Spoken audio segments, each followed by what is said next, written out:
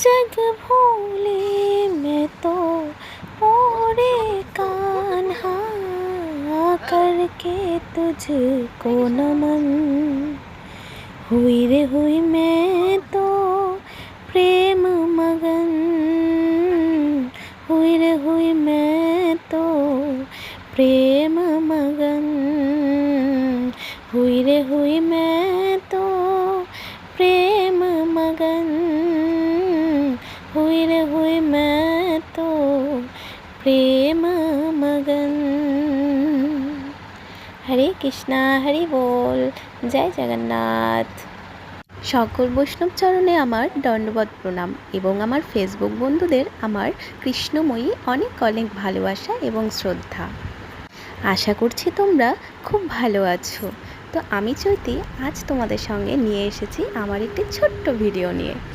আমার শিক্ষাগুরু তথা পরম পূজনীয় ভক্তি বেদান্ত শ্রুতি মহারাজকে সঙ্গে করে নিয়ে আজ আমি তোমাদের সামনে শেয়ার করব আমাদের ডুয়ার্স ভ্রমণের কিছু সুন্দর সুন্দর দৃশ্য। তোমরা সকলেই আমার এই ভিডিওটি শেষ পর্যন্ত সঙ্গে থেকো এবং আমাদের সাথে তোমরাও দর্শন করার সুযোগ করে নিও। ডুয়ার্স মানেই পাহাড়, নদী আর সমুদ্রে ঘেরা বন।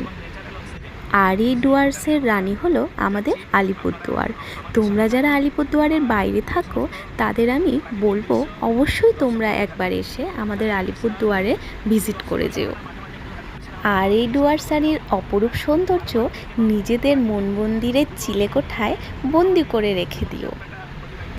যেহেতু আলিপুরদুয়ার থেকে ভুটান খুব কাছে, সেহেতু আমরা ঠিক করেছিলাম মহারাজকে সঙ্গে করে নিয়ে ডুয়ার্সের প্রকৃতির সাথে সাথে আমরা ভুটানটাও দর্শন করিয়ে নিয়ে আসব। তাই আমরা প্রসাদ সঙ্গে করে নিয়ে সকাল সকাল বেরিয়ে পড়েছিলাম এই প্রকৃতির সৌন্দর্য দেখতে দেখতে আমাদের গন্তব্যস্থলের দিকে। সেদিনের আবহাওয়াও যেন আমাদের দু হাত ভরে আশীর্বাদ করেছিল। বেশ ঠান্ডা এবং মনোরম ওয়েদার, সবই হয়তো আমার অতীত পাবন ছিল গুরুদেবের কৃপা এবং আশীর্বাদ। এই দেখো, তোমাদের সাথে গল্প করতে করতে আমরা প্রায় অনেকটা পথ অতিক্রম করে ফেলেছি। সেদিন আমরা রাজাভাতখাওয়া, কালচিনি, হ্যামিল্টন, হাসিমারা এবং জয়গাঁও হয়ে ভুটানে প্রবেশ করেছিলাম। জয়গাঁও পৌঁছে আমরা তোর্ষা নদীর ধারে বসে আমরা আমাদের সকালের প্রসাদ গ্রহণ করেছিলাম এবং তারপর ধীরে ধীরে আমরা ভুটানে প্রবেশ করেছিলাম। আলিপুরদুয়ার থেকে ভুটানের দূরত্ব প্রায় 50 কিলোমিটার। আমি